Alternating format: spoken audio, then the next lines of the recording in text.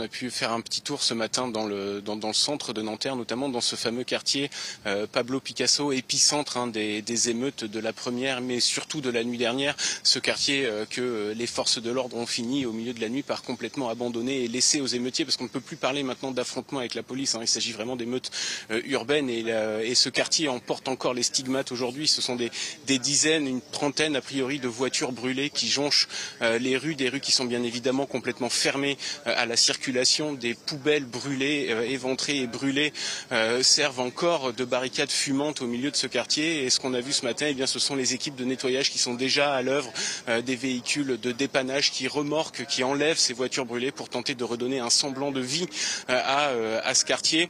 Et on a presque envie de dire qu'effectivement, vous l'avez dit, on le voit dans le sujet, ce mouvement a fait tache d'huile. Il est parti de Nanterre, il s'est étendu à toute la région parisienne très rapidement et maintenant pratiquement à toute la France. C'est vraiment le spectre des émeutes de 2005 qui ressurgit et on a presque l'impression que redonner un semblant de vie à ce fameux quartier Pablo Picasso, eh bien, il faudra recommencer à nouveau demain.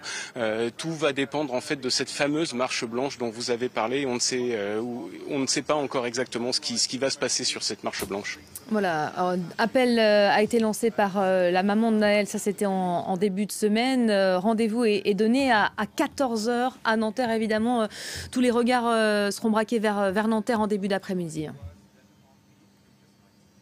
Oui, effectivement, elle a appelé à une marche blanche et en même temps, elle a appelé à une révolte. C'est une position qui est assez contradictoire, assez ambivalente et c'est justement cette position qui va être finalement mise à l'épreuve cet après-midi. On sait que la marche blanche doit partir à 14 h devant la préfecture de Nanterre. On ne sait pas où elle va aller, on ne sait pas non plus ce que vont faire les forces de l'ordre à l'occasion de cette marche blanche. Est-ce qu'ils vont se montrer, est-ce qu'ils vont rester discrets, est-ce qu'ils vont l'encadrer?